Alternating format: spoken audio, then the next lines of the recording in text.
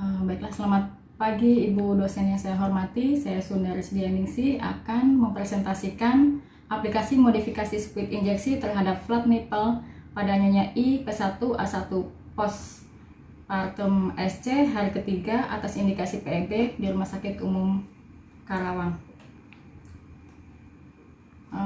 Tugas ini untuk memenuhi sebagai persyaratan mencapai gelar nurse pada program studi pendidikan profesi nurse Stikes Karisma Karawang.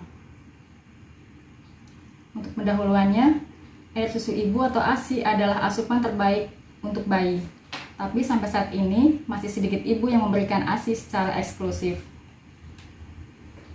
Data WHO tahun 2016 masih menunjukkan rata-rata angka pemberian ASI eksklusif dunia baru berkisar 38%. Di Indonesia hanya 51,3% bayi baru lahir yang mendapatkan IMD dan hanya 35,7% bayi yang mendapat ASI eksklusif. Data pemberian ASI eksklusif di Jawa Barat untuk Bandung 53%, untuk Tasikmalaya 113%, untuk Karawang sendiri mencapai 60%. Tujuan pemberian ASI eksklusif, Sustainable Development Goals atau SDGs menargetkan penurunan angka kematian neonatus di bawah 12 bayi per 1000 kelahiran hidup. Dari 195 negara yang dianalisis didapati 118 negara telah mencapai target Sustainable Development Goals atau SDGs dan 51 negara diharapkan dapat mencapai target pada tahun 2030 dan salah satunya adalah Indonesia. Badan Kesehatan Dunia atau WHO merekomendasikan bayi untuk mendapatkan ASI eksklusif selama 6 bulan. Masalah dalam pemberian ASI pada ibu meliputi masalah pada payudara yang mengalami pembengkakan, puting susu yang datar atau rata atau terbenam, dan puting susu mengalami lecet. Pada bayi meliputi bayi bingung dengan puting atau nipple confusion, bayi prematur, bayi tidak mau menyusu. Analisa pikotnya, populasinya terdapat 16 atau 50% ibu postpartum dengan puting susu tidak menonjol dari 32 ibu postpartum. Intervensinya, metode modifikasi squid injeksi sehari 2 kali pagi dan sore dengan durasi 30 detik sampai 1 menit dengan tarikan 0,5 cc secara rutin dalam 6 hari. Outcome-nya, modifikasi squid injeksi sangat berpengaruh terhadap keberhasilan puting susu menonjol sehingga akan berdampak pada keberhasilan dalam pemberian ASI eksklusif. Time-nya atau batas waktunya, metode ini dilakukan 30 detik sampai 1 menit dengan tarikan 0,5 cc secara rutin selama 6 hari. Setelah mengaplikasikan metode ini, ibu langsung menyusui bayinya. Semua ibu postpartum dapat melakukannya sehari 2 kali, yaitu pagi dan sore. Untuk asuhan keperawatannya, pengkajian Nyonya I berumur 21 tahun dengan diagnosa medis P1A0 post SC atas indikasi PEB hari ketiga. Keluhan saat dikaji, klien mengatakan puting susunya datar atau rata sehingga pada saat menyusui bayinya selalu menolak dan menangis. Yang kedua, nyeri hilang timbul pada daerah luka operasi jika posisi duduk lama. Skala nyerinya 3. Keadaan umum Nyonya I, kesadarannya kompos mentis, keadaan umurnya baik, berat badannya 77 kg, tinggi badannya 160 cm, IMT-nya 30,07. Tanda vitalnya, tekanan darahnya 160/100, nadinya 84 kali per menit, suhunya 36,5 derajat Celcius, respirasinya 20 kali per menit. Klien dan suami mengatakan akan merawat anaknya sendiri di rumah. Untuk analisa datanya, yang pertama, DS-nya klien mengatakan puting susunya datar atau rata. Bayinya menolak untuk disusui. DO-nya, puting susu klien tampak datar atau rata. Bayi tidak mampu melekat pada payudara ibu. ASI tidak menetes atau memancar. Bayi menangis saat disusui. Bayi tampak rewel. Di sini masalah yang dapat diambil, menyusui tidak efektif. Yang kedua, DS-nya klien mengatakan nyeri luka operasi, hilang timbul.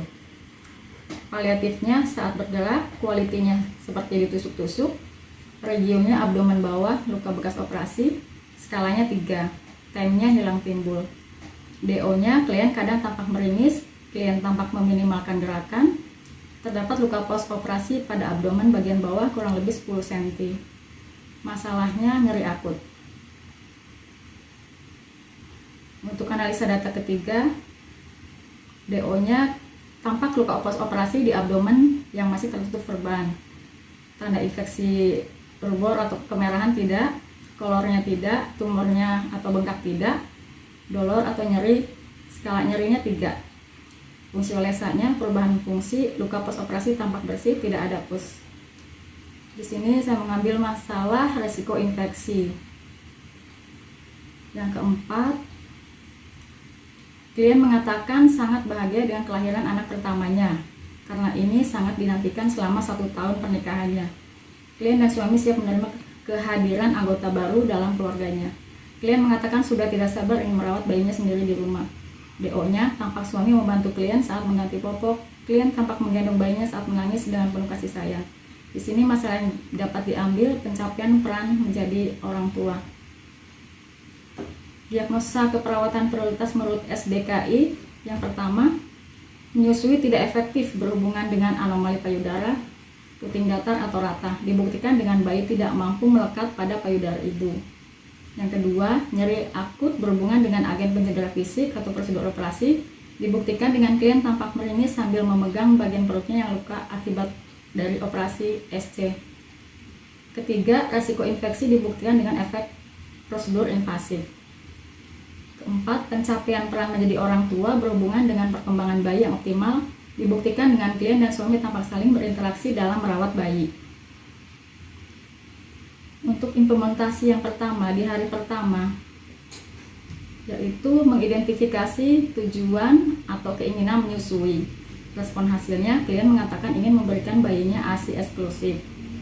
Yang kedua, mengajarkan 4 posisi menyusui dan pelekatan dengan benar.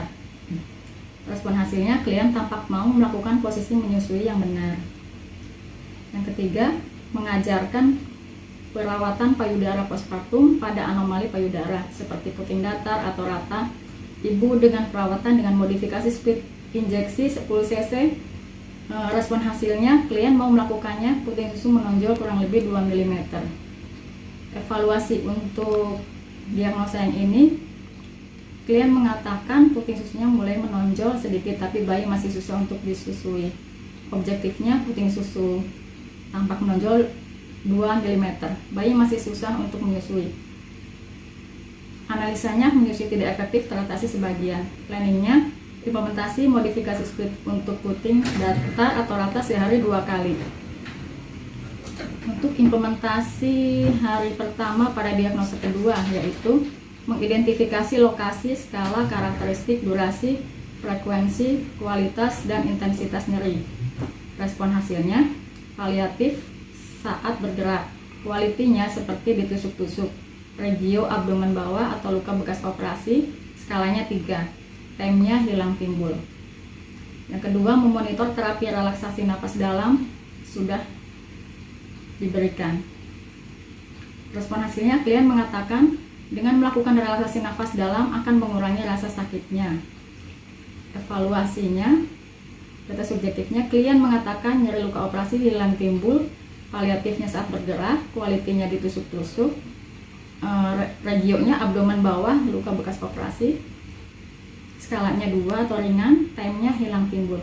Klien tampak lebih rileks, terdapat luka pos operasi pada abdomen bagian bawah yang tertutup perban kurang lebih 10 cm. Analisanya, nyeri akut teratasi sebagian. Planningnya, implementasi teknik relaksasi napas dalam jika nyeri muncul. Untuk implementasi yang ketiga, yang pertama dilakukan menganjurkan mengikuti tindakan pencegahan sesuai kondisi seperti mencuci tangan, cara memeriksa kondisi luka. Respon hasilnya, klien mengerti penjelasan petugas. Yang kedua, memonitor karakteristik luka, misalnya drainase, warna, ukuran, dan bau. Respon hasilnya, luka operasi tampak kering, ukuran kurang lebih 10 cm. Yang ketiga, mengobservasi tanda-tanda vital. Respon hasilnya, tanda tekanan darahnya 130/80, suhunya 36 derajat Celcius, nadinya 80 kali per menit, respirasi 20 kali per menit.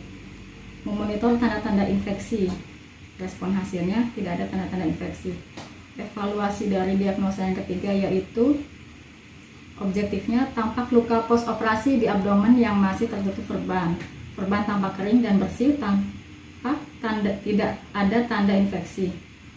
Analisanya resiko infeksi tidak terjadi. Planningnya, lanjutkan intervensi, ajarkan kecukupan nutrisi, cairan, dan istirahat. Ajarkan kecukupan mobilisasi dan olahraga sesuai kebutuhan. Ajarkan cara cuci tangan yang benar. Untuk implementasi diagnosa yang keempat pada hari pertama yaitu mengidentifikasi keluarga dalam program tindak lanjut. Respon hasilnya, klien mengatakan ingin merawat bayinya di rumah. Yang kedua, menjelaskan kepada orang tua dalam menerima transisi peran. Respon hasilnya, suami tampak membantu klien saat mengganti popok bayi yang basah.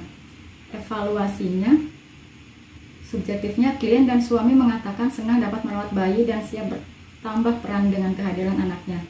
Objektifnya, klien dan suami terlihat merawat bayinya bersama. Klien dan suami terlihat merawat bayi dengan penuh kasih sayang. Analisanya, pencapaian peran menjadi orang tua teratasi sebagian. Planningnya, lanjutkan intervensi. Untuk evaluasi diagnosa 1, evaluasi hari keduanya. Subjektifnya, klien mengatakan puting susu tampak menonjol, bayi tidak rewel lagi.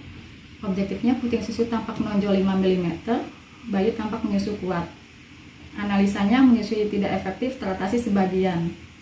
Planningnya, implementasi modifikasi SBIT untuk puting inverted atau datar sehari 2 kali saat di rumah. Untuk evaluasi hari kedua, diagnosa yang kedua yaitu subjektifnya, klien mengatakan nyeri luka operasi berkurang. Paliatifnya saat bergerak, kualitinya seperti ditusuk-tusuk, regionya abdomen bawah atau luka bekas operasi. Skalanya 2, time-nya hilang timbul. Objektifnya, klien tampak lebih rileks, terdapat luka pos operasi pada abdomen bagian bawah yang tertutup perban kurang lebih 10 cm. Analisanya, nyeri akut teratasi sebagian. Planningnya, implementasi di rumah teknik relaksasi nafas dalam jika nyeri muncul. Evaluasi hari kedua, diagnosa ketiga. Objektifnya, tampak luka pos operasi di abdomen yang masih tertutup perban. Perban tampak kering dan bersih. Tanda infeksi tidak ada. Tekanan darahnya 120/80, suhunya 36,5 derajat Celcius, nadinya 80 kali per menit, respirasinya 20 kali per menit. Analisanya, infeksi tidak terjadi. Planningnya, masalah teratasi sebagian, implementasi lanjutkan di rumah. Diagnosa keempat, hari kedua. Subjektifnya, klien dan suami mengatakan siap bertambah peran dalam merawat anaknya dengan penuh kasih sayang. Objektifnya, klien dan suami terlihat merawat bayinya bersama. Klien dan suami menggendong bayinya dengan penuh kasih sayang. Analisanya, pencapaian peran menjadi orang tua teratasi. Planningnya, stop intervensi dilanjutkan di rumah tentang perawatan bayi. Untuk pembahasan kasus dan jurnal, uraiannya, aplikasi modifikasi SPIT injeksi pada puting datar atau rata. Kasusnya pada Nyonya I, intervensi selama 2 hari mengalami kemajuan penonjolan 5 mm yang semula 0 mm. Setelah mengaplikasikan metode ini, ibu langsung menyusui bayinya. Ibu postpartum bisa melakukannya sehari 2 kali pagi dan sore. Metode ini dilakukan 30 detik sampai 1 menit dengan tarikan 0,5 cc secara rutin dalam waktu 2 hari. Jurnal terkait, intervensi selama 6 hari mengalami kemajuan penonjolan yang semula 0 mm menjadi 7 mm dan 8 mm. Kesimpulan, hasil evaluasi evidence based practice aplikasi modifikasi SPIT injeksi pada puting datar atau rata dilakukan pada hari kedua dan didapatkan penonjolan puting 5 mm, terjadi peningkatan 3 mm. Dari pengukuran pertama, intervensi frekuensi evidence based practice yang dilakukan pada kasus sebanyak 4 kali dengan durasi 30 detik sampai 1 menit. Menurut Ambarwati dan Wulandari 2010 bahwa semakin sering metode ini dilakukan, maka tingkat keberhasilan semakin tinggi. Keuntungan metode ini, ibu bisa mengatur sendiri besar tarikan sehingga bisa menilai rasa sakit ketika ditarik. Isapan bayi saat menyusu membantu mempertahankan posisi puting tetap menonjol dan merangsang ASI keluar. Teknik modifikasi SPIT injeksi 10 cc yang dipotong ujungnya sangat efektif dan paling sederhana untuk membuat puting susu menonjol. Apabila bayi tidak mendapatkan cukup ASI, akibat puting susu tenggelam sangat diyakini akan mengalami beberapa masalah, diantaranya bayi bisa menjadi kuning, bayi tidak mendapatkan imun, sehingga dapat mempengaruhi proses pertumbuhan dan perkembangan bayi. Saran, hasil penelitian ini dapat digunakan sebagai pembanding yang tepat untuk meningkatkan kualitas pelayanan dalam memberikan asuhan keperawatan pada pasien, terutama yang mengalami puting susu datar atau rata. Demikian presentasi dari saya, terima kasih.